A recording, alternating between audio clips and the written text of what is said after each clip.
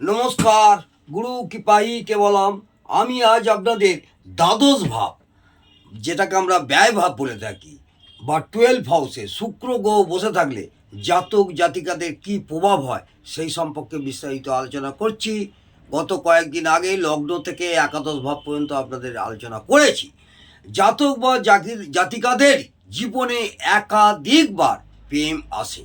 এই দ্বাদশভাবে যদি শুক্র গ্রহ বসে থাকে এই লগ্ন সাপেক্ষে, তাহলে জীবনে একাধিকবার প্রেম আসে এবং এই প্রেমকে বাঁচিয়ে রাখতে অনেক ত্যাগ করতে হয় এবং অর্থ ব্যয় হয়।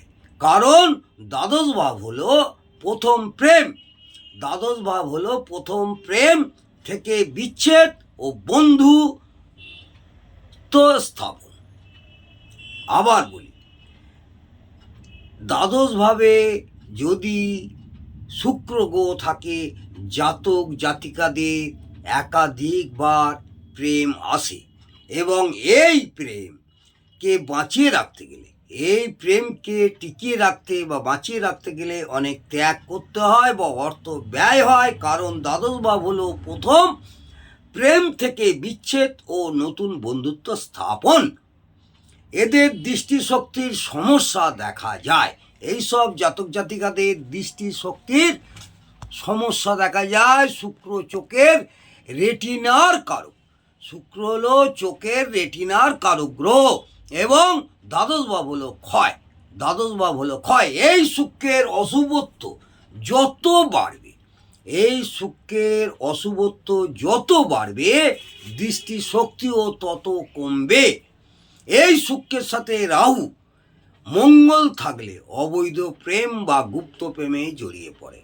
এই শুক্রের সাথে রাহু এবং মঙ্গল থাকলে অবৈধ প্রেম হবেই হবে। এই শুক্রের সাথে রাহু মঙ্গল থাকলে অবৈধ প্রেম বা গুপ্ত প্রেমে জড়িয়ে পড়বেই, নিশ্চিত পড়বে। এরা নতুন ভ্রমণ পছন্দ করে এবং ব্যয়বহুল জায়গায় ঘুরতে পছন্দ করে।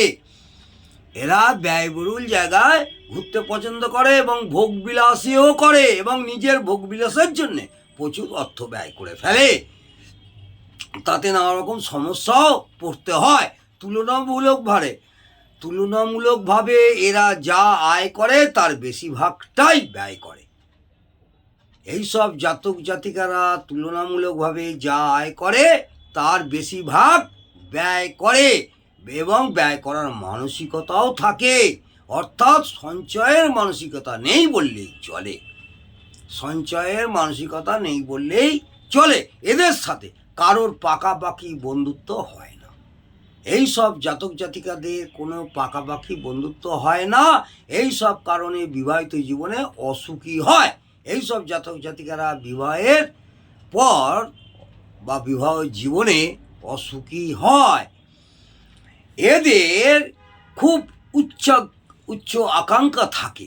এই শুক্র অশুভ হলে, এই শুক্র গ্রহ যদি অশুভ হয়, তাহলে দেনায় জড়িয়ে পড়ে এবং এই দেনা এরা শোধ করতে পারে না। এই দেনা এরা শোধ করতে পারে না। মঙ্গল এবং অষ্টম ভাবের সাথে সম্পর্ক থাকলে, মঙ্গল গ্রহ এবং অষ্টম ভাবের সাথে সম্পর্ক থাকলে যৌনাঙ্গ সংক্রান্ত রোগ হয় এবং অপারেশনও হয়। কারণ মঙ্গল হচ্ছে রক্ত ও কাটাকাটির কারক গ্রহ। মঙ্গল হচ্ছে রক্ত এবং কাটাকাটির কারক গ্রহ। অষ্টম ভাব অপারেশনের কারক ভাব। অষ্টম ভাব হচ্ছে অপারেশনের কারক ভাব। শুক্র যৌনাঙ্গের কারক ভাব। শুক্র হচ্ছে যৌনাঙ্গের কারক ভাব। দ্বাদশ ভাব হলো ডাক্তারি খরচ। দ্বাদশ ভাব হলো ডাক্তারি খরচ। এই শুক্র অষ্টম ভাব ও রাহুর, এই শুক্র অষ্টম ভাব ও রাহুর সাথে সম্পর্ক স্থাপন করলে সেক্সুয়াল কথাবার্তা বলতে বা শুনতে পছন্দ করে। সেক্সুয়াল বই পড়তেও ভালোবাসে বা এই সংক্রান্ত সিনেমা দেখতেও ভালোবাসে। কারণ শুক্র হলো সেক্স, রাহু হলো ভোগ এবং অষ্টম ভাব হলো অবৈধ। বোঝা গেল?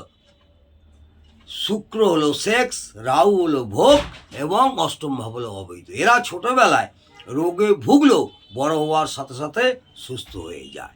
এইসব জাতক জাতিকারা 14 বছর পর্যন্ত রোগে ভুগলেও বড় হয়ে আস্তে আস্তে আস্তে আস্তে সুস্থ হয়ে ওঠে।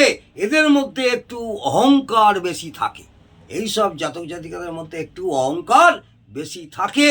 এদের রূপ লাবণ্যের হানিও হয় ক্ষীণ চন্দ্র এবং অষ্টম ভাবের সাথে সংযোগ হলে। ক্ষীণ চন্দ্র এবং অষ্টম ভাবের সাথে সংযোগ হলে প্রেমের ব্যাপারে একাধিকবার মানসিক কষ্ট পায়। মানসিক কষ্ট পায় কারণ চন্দ্র মনের কারক গ্রহ, শুক্র প্রেমের কারক গ্রহ। এটা মাথায় রাখবেন। অষ্টম ভাব হলো বাধা। কেতুর সাথে এই শুক্রের সম্পর্ক স্থাপন হলে, কেতু গ্রহের সঙ্গে এই শুক্রের সম্পর্ক স্থাপন হলে এরা প্রেম ঘটিত ব্যাপারে ব্ল্যাকমেলিংয়ের অর্থাৎ ষড়যন্ত্রের শিকারও হয়। ব্ল্যাকমেল অর্থাৎ ষড়যন্ত্রের শিকার হয়, কারণ কেতু ষড়যন্ত্রের কারক গ্রহ। কেতু গ্রহ হলো ষড়যন্ত্রের কারক গ্রহ।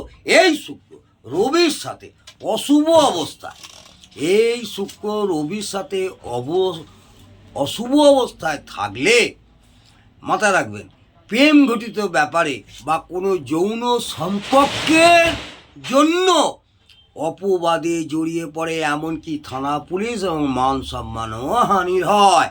অবশ্যই মনে রাখতে হবে এই দ্বাদশভাবে অবস্থিত শুক্র যদি খুব ভালো অবস্থায় থাকে, এই শুক্র যদি খুব ভালো অবস্থা থাকে, যেমন ষোড়শ বর্গবল খুব ভালো পায়, বা দ্বাদশ ভাবটা যদি মিত্রক্ষেত্র হয় অর্থাৎ বুধ এবং শনি ক্ষেত্র হয়, বা দ্বাদশ ভাবটা যদি বৃষ রাশিতে বা তুলা রাশিতে হয় অর্থাৎ স্বক্ষেত্র হয়, বা মীন রাশিতে হয় অর্থাৎ তুঙ্গক্ষেত্র বা মূল ত্রিকোণ ক্ষেত্রেও হয়, বা কোনো শুভক্ষেত্রের দৃষ্টি পায়, বা এই শুক্রের নক্ষত্রপতি গ্রহ যদি শুভ হয়, বা দ্বাদশ ভাবের সঙ্গে কোনো শুভ গ্রহ যদি যুক্ত থাকে, তাহলে উপযুক্ত অশুভ ফলগুলি অশুভত্ব কিছুটা কমবে অথবা শুভ ফল প্রদান করবে।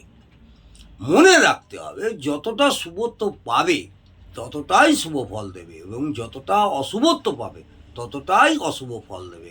আজকে আমি দ্বাদশভাবে শুক্র গ্রহ থাকলে জাতক জাতিকাদের কী প্রভাব হয় সেই সম্পর্কে বিস্তারিত আলোচনা করলাম। ভালো লাগলে অবশ্যই একটি লাইক করতে ভুলবেন না। নমস্কার, জয় মা তারা।